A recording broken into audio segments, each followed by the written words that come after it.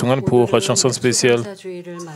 Chers frères et sœurs, aujourd'hui, alors que nous célébrons la fête de la moisson, après cela, vous aurez la Sainte Seine après un message court. Nous prendrons la Sainte Seine après un court message puisque nous mangeons et buvons le pain et la coupe qui symbolise le corps et le sang de Jésus donné pour vous et moi. J'espère que vous l'adorerez en esprit et en vérité, offrant à Dieu un sacrifice saint et vivant. Dans le passage d'aujourd'hui, nous trouvons une scène où notre Seigneur Jésus a partagé la dernière scène avec ses disciples la veille de sa crucifixion. À ce moment-là, Jésus prit du pain, rendit grâce et le donna aux disciples en disant « Ceci est mon corps, et ce qui est pour moi, faites ceci en mémoire de moi. » Après le souper, il prit aussi la coupe et dit « Cette coupe est la nouvelle alliance en mon sang. Faites ceci toutefois que vous en boirez en mémoire de moi. » Alors, pourquoi mangeons-nous et buvons-nous le pain et la coupe qui représentent le corps et le sang de Jésus? Et que signifie exactement la nouvelle alliance?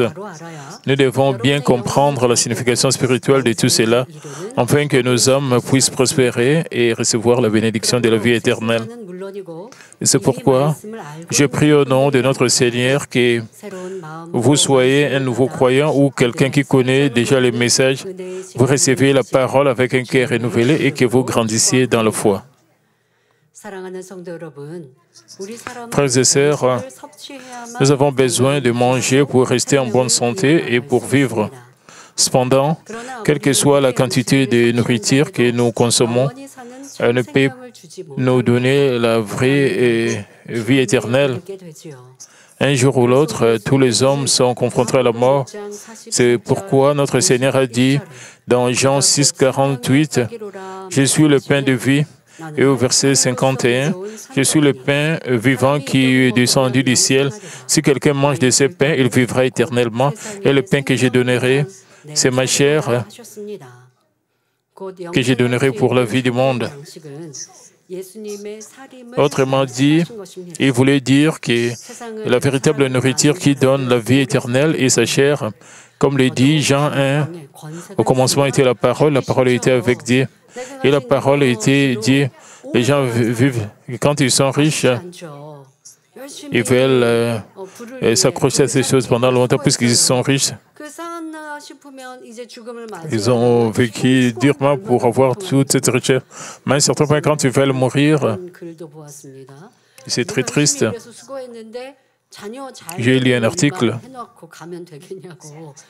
Un homme riche a dit, j'ai travaillé dur pour avoir ma richesse et ce sont mes enfants qui vont bénéficier de cette richesse. J'ai lu cet article. Si vous avez beaucoup, vous ne voulez pas mourir. Et dans l'histoire, dans l'ancienne Chine, le roi ne voulait pas mourir. Il ne voulait pas tout perdre et disparaître.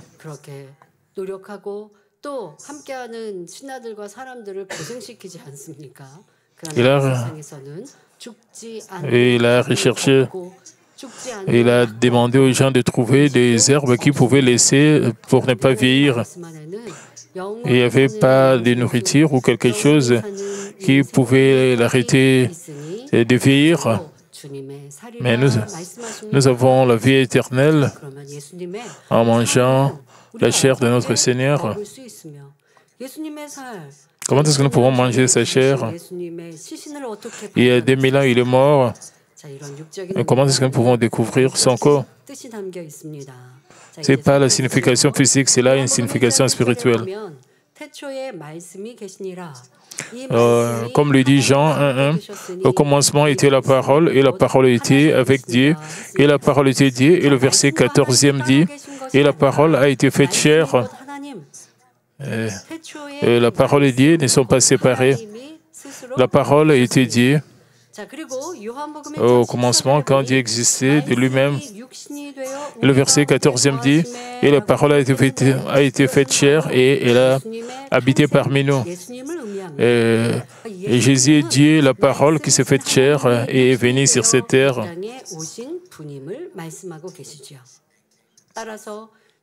Jésus est Dieu, la parole qui s'est faite chair et est venue sur cette terre. Par conséquent, la chair de Jésus venue dans la chair fait référence à la parole de vérité de Dieu. Vous pouvez penser, vous devez découvrir le corps de Jésus en Israël, ce n'est pas à ce sujet-là. Et sa chair signifie la parole de vérité. Alors que signifie spirituellement manger la chair de Jésus? La Bible, c'est la chair de Jésus. Cela signifie, nous devons comprendre la signification spirituelle, pas la signification physique. C'est-à-dire, cela signifie prendre la parole de Dieu mentionnée consignée dans les 66 livres comme une nourriture spirituelle.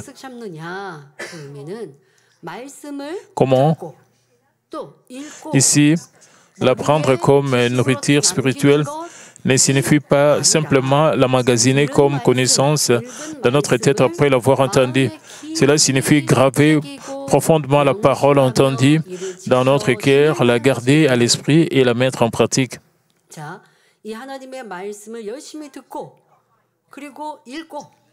Vous devez écouter attentivement la parole, vous devez lire la parole de Dieu et comprendre la volonté du Père, la volonté du Seigneur contenue et garder cela dans votre cœur. C'est comme cela que nous mangeons la chair de Jésus. De cette manière que nous prenons sa parole comme nourriture, ce n'est pas seulement de beaucoup lire la Bible. Une fois que vous lisez, vous devez comprendre la signification. Pendant le culte de dimanche matin, nous avons parlé de la bénédiction, de louer Dieu et de rendre grâce à Dieu. Nous avons parlé des raisons pour lesquelles nous devons remercier Dieu. Je vous ai donné plusieurs. Nous devons toujours nous réjouir. Nous devons prier et sans cesse. Juste mémoriser le verset. Le verset biblique, cela ne signifie pas prendre sa parole comme nourriture spirituelle. Nous devons comprendre pourquoi nous devons nous réjouir. Nous devons comprendre et garder cela dans notre cœur. C'est ça, c'est qui est basiquement prendre la parole de Dieu comme notre nourriture spirituelle. Nous devons comprendre la parole. Alors nous pouvons agir selon cette parole. Sans comprendre la signification, nous ne pouvons pas obéir. Quand je traite avec les ouvriers de l'Église, certaines personnes me font des rapports et je reçois des rapports de mes secrétaires. Je délivre aussi mes messages à travers mes secrétaires. Et j'essaie de leur bien de délivrer mes messages. Une fois qu'ils ne comprennent pas très bien mes messages,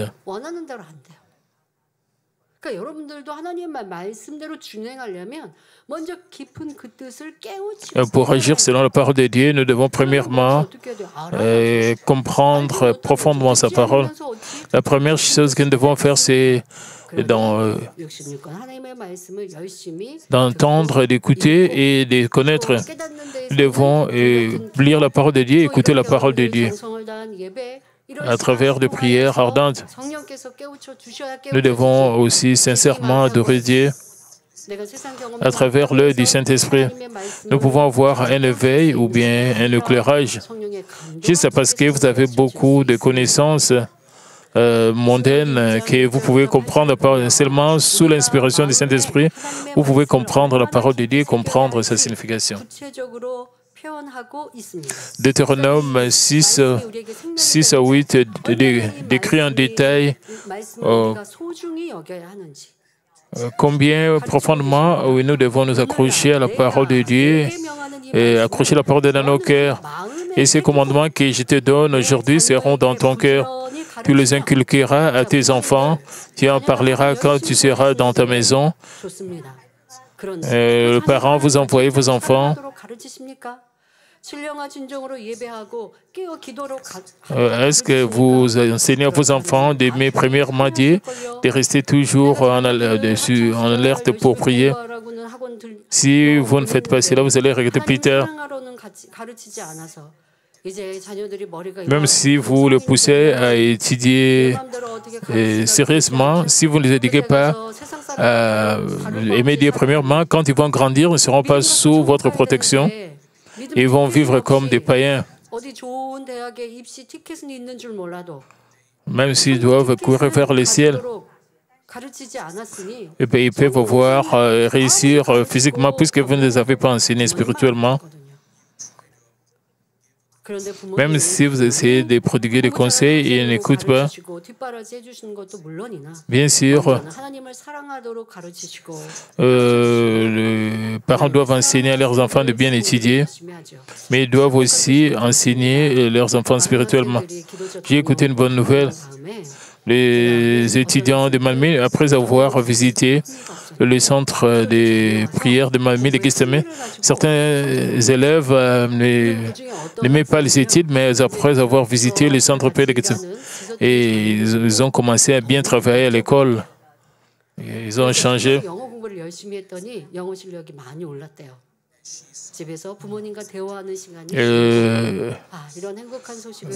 L'une des élèves, quand elle a vu ma secrétaire, elle a dit qu'elle travaille pour le moment très bien en anglais. Maintenant, elle aime les études.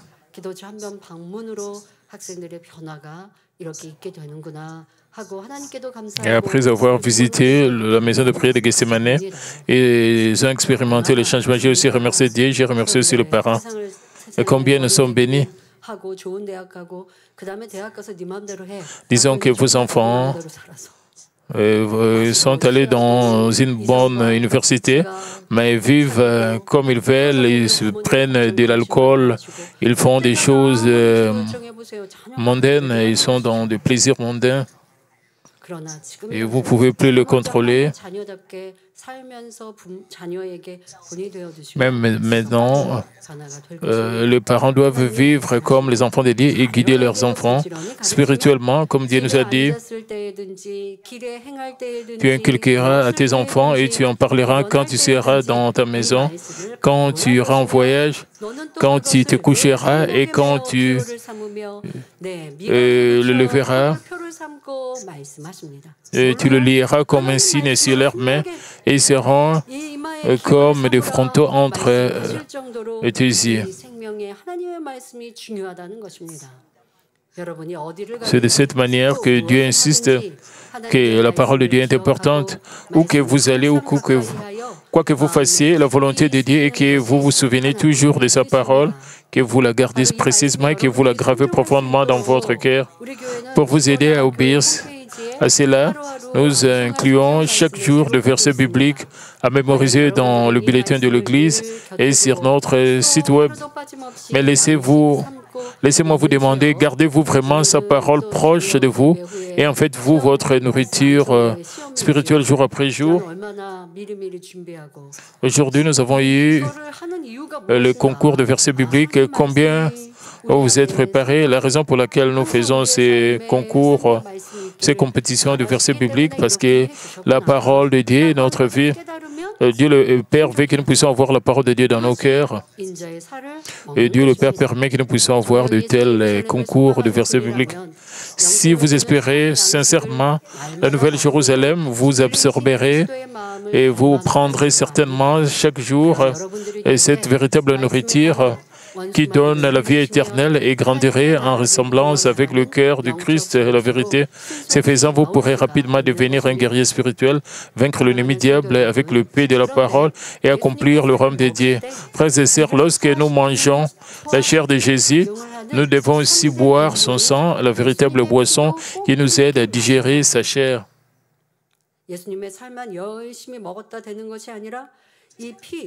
Juste parce que nous mangeons assidûment sa chair, nous devons aussi boire son sang pour bien digérer. Et pour que nous puissions nous débarrasser du reste de notre corps pour avoir une bonne santé. Jean 6, 53, 54, la Bible déclare, Jésus leur dit, en vérité, je vous le dis, si vous ne mangez la chair du Fils de l'homme et si vous ne buvez son sang, vous n'avez point la vie en vous-même. Celui qui mange ma chair et qui boit mon sang a la vie éternelle, et je les ressusciterai au dernier jour. Alors, que signifie spirituellement boire le sang du Fils de l'homme? C'est garder et vivre selon la parole de Dieu par la foi. Le sang est indissociable de la vie, et Jésus a été cloué sur la croix pour le pécheur destiné à la mort et a versé son précieux sang. Par conséquent, quiconque croit en cette vérité peut recevoir le pardon de ses péchés et jouir de la vie éternelle. Ceux qui croient que Jésus, le Fils de Dieu, a versé tout son sang et tout son eau sur la croix pour leurs péchés, se répandent et se présentent devant Dieu et s'efforcent de vivre selon la parole de Dieu le Père.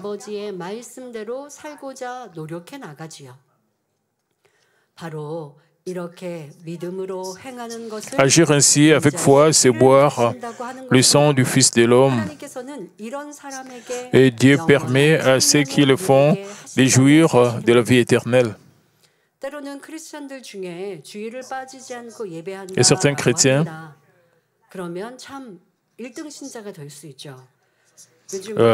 participent diligemment au culte. Beaucoup de chrétiens ne participent pas au culte du dimanche, mais vont plutôt faire autre chose le dimanche.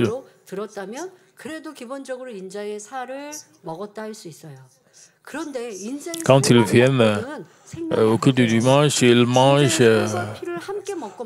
basiquement sa chair, mais manger.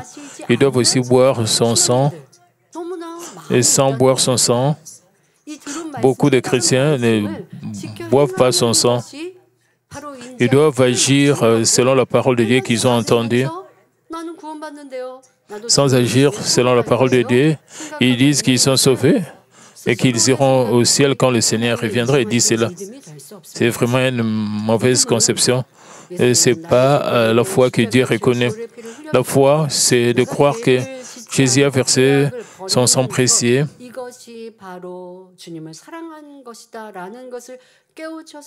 Et aimer le Seigneur, ce n'est pas commettre le péché. Et ils doivent essayer de leur mieux. C'est ça la vraie foi. C'est ça, boire le sang du Seigneur. 1 Jean 1,7 nous dit aussi, « Mais si nous marchons dans la lumière, comme il est lui-même dans la lumière, nous sommes mutuellement en communion, et le sang de Jésus, son Fils, nous purifie de tout péché. » Le Dieu est lumière. La Bible déclare que Dieu est lumière. Nous savons aussi qu'il est la lumière. Et l'ennemi diable, c'est les ténèbres. Comme ses enfants, si nous restons dans les ténèbres, est-ce que nous pouvons être appelés ses enfants? Si nous sommes ses enfants, nous devons quitter les ténèbres et venir vers la lumière, demeurer dans la lumière. C'est agir selon la parole de Dieu.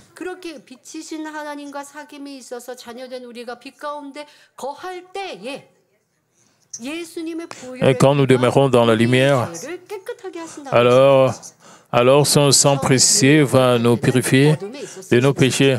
Quand nous avons premièrement accepté le Seigneur, nous avons vécu dans les ténèbres.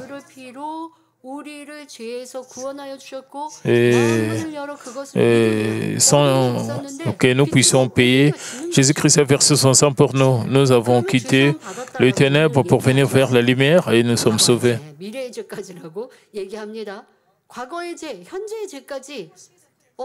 Nous sommes pardonnés de nos péchés passés. Et les gens qui acceptent Jésus-Christ, acceptent le Seigneur, le Saint-Esprit descend sur eux, ils sont pardonnés. Et le problème est que cela n'est pas une garantie que nous irons au ciel.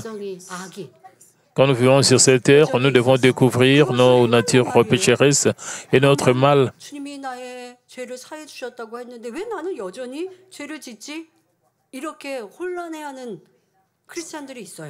Et certaines personnes sont confiées.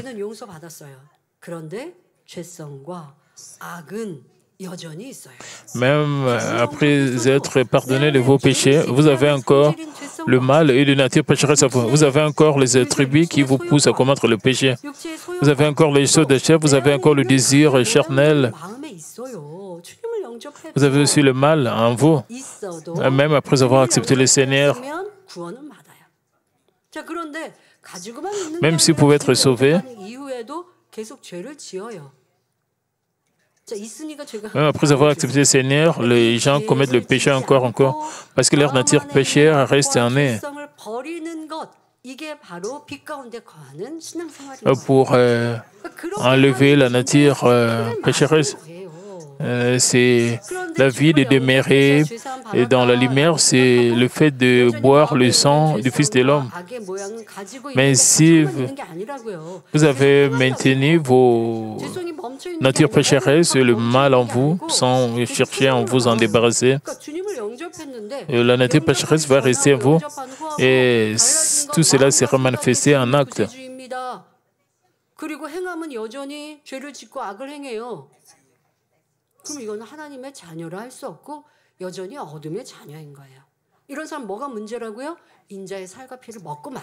Et que le problème, ils ne boivent pas le sang du Fils de l'homme. Ils croient physiquement que c'est le sang. Ils ont seulement la connaissance physique dans leur tête.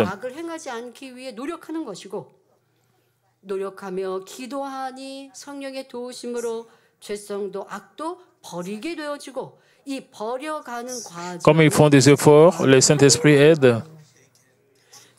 Alors ils peuvent rejeter leur péché et leur mal. C'est de cette manière que nous vivons son sang. C'est de cette manière que nous devons nous souvenir de cela et vivre comme cela.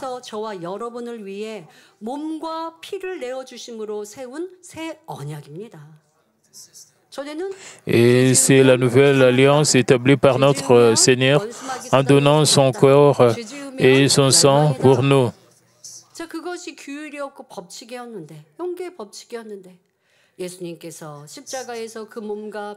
Dans le passé, après que Jésus a versé tout son sang et vous,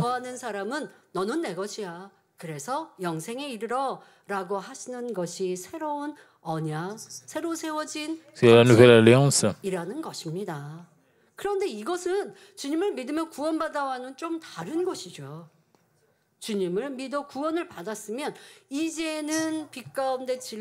Une fois que vous croyez et vous recevez le salut, alors vous devez agir selon la parole de Dieu. Mais certaines personnes, et cependant, certains affirment que puisque nous vivons l'ère du Nouveau Testament, l'âge de la grâce, nous pouvons être sauvés simplement en confessant. Je crois de nos œuvres, mais qu'est-ce qui prouve qu'une telle foi est vraie aux yeux de Dieu? Le simple fait de dire Seigneur, Seigneur ne signifie pas que nous croyons vraiment. Il faut rejeter les œuvres des ténèbres et demeurer dans la lumière en vivant selon la parole de Dieu. Ce n'est qu'alors que l'on peut être reconnu comme croyant sincère. Sans une telle preuve, la Bible dit qu'on ment devant Dieu. 1 Jean 1,6 déclare « Si nous disons que nous sommes en communion avec lui et que nous marchons dans les ténèbres, nous mentons et nous ne pratiquons pas la vérité. » Et 1 Jean 2,4 nous dit « Celui qui dit vous dites que vous croyez au Seigneur, mais vous vivez dans le péché, dans le mal, alors vous mentez. » La Bible dit cela, à savoir,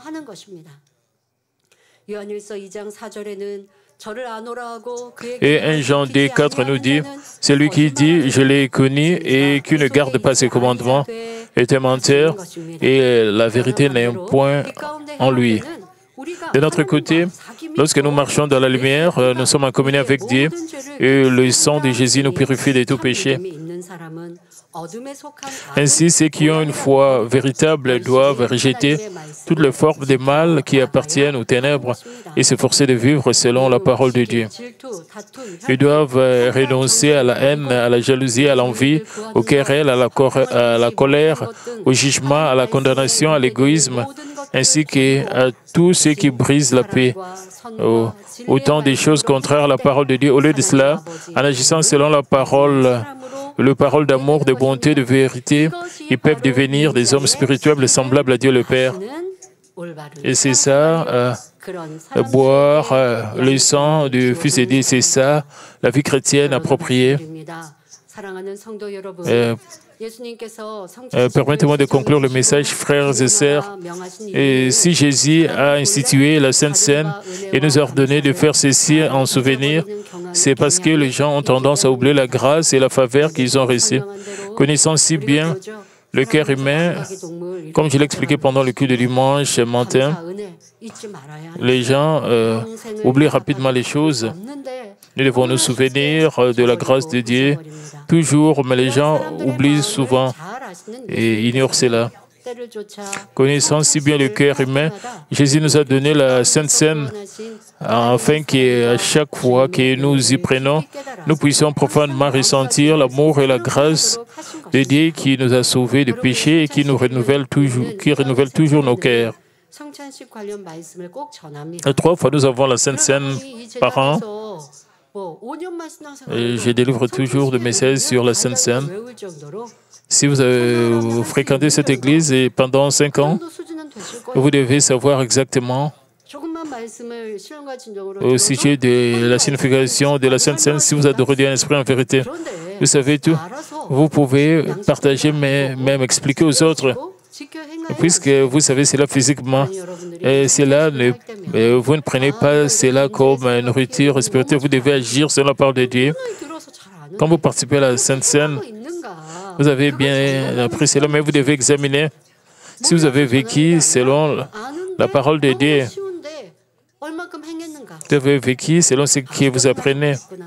Vous devez examiner combien vous avez, si vous trouvez que vous avez vécu ainsi. Pendant la Pâque, la fête de Pâques, nous avons aussi appris cela. Si vous avez oublié, vous devez savoir, vous devez vous repentir. Une fois de plus, vous devez prendre une décision. Vous avez une chance de vous renouveler. Vous devez être reconnaissant pour cela.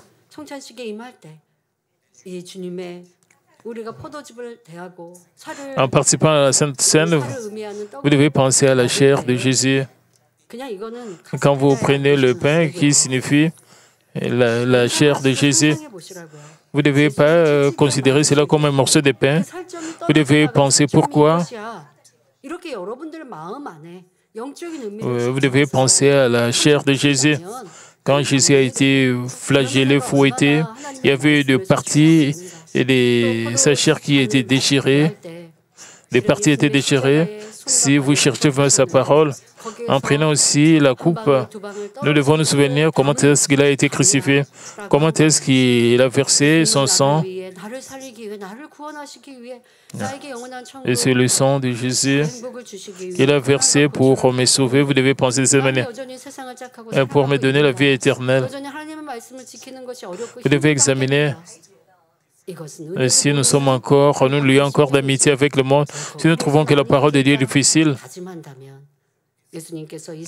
Si vous prenez une telle décision, alors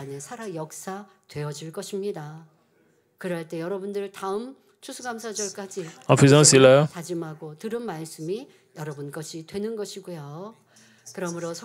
vous devez faire de ces messages votre jusqu'au jour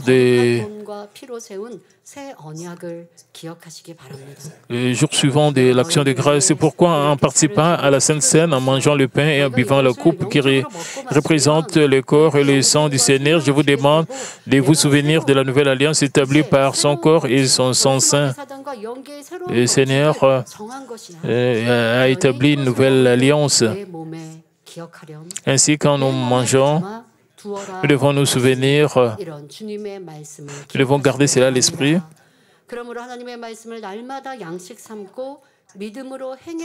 Vous devez mener une vie chrétienne juste en prenant quotidiennement la parole comme nourriture spirituelle en agissant par la foi. De plus, 1 Corinthiens 11, 26 nous exhorte, car toutes les fois que vous mangez ce pain et que vous buvez cette coupe, vous annoncez la mort du Seigneur jusqu'à ce qu'il vienne. C'est là le plus fervent appel de notre Seigneur que nous proclamions avec diligence pourquoi Jésus a été crucifié, pourquoi il a donné son corps en sacrifice de paix sur la croix et pourquoi il a versé son sang précieux afin qu'une seule âme, une âme de plus soit sauvée avant le jugement. Que vous puissiez tous graver profondément dans vos cœurs les cris désespérés du Seigneur qui a dit sur la croix de soif. Je remercie toujours les gens qui évangélisent les autres. Je remercie toujours ceux qui évangélisent les autres, qui gagnent des âmes. Je remercie Dieu et les gens qui amènent les autres à l'Église. Et c'est leur appel. C'est pour nous tous. Moi et d'autres pasteurs, tout le monde, les grands diaconesses, diacres, et vous tous, frères et sœurs, vous devez évangéliser. Parce que nous avons été sauvés par son sang précieux. Le Seigneur nous a donné son appel le plus fervent. Nous devons sauver les âmes, nous devons évangéliser. Sans évangéliser, qui peut connaître Jésus et Christ? Nous devons partager l'amour de Christ. Nous devons réussir cet appel. Nous devons partager l'Évangile. Nous devons visiter les âmes et prendre soin des âmes.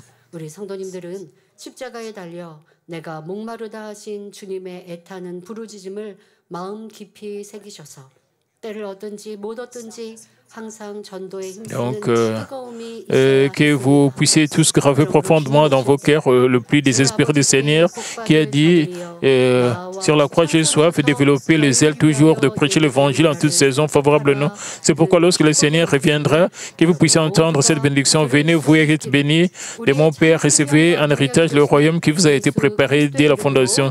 Je vous bénis au nom du Seigneur Jésus qui est notre véritable vie et notre véritable force.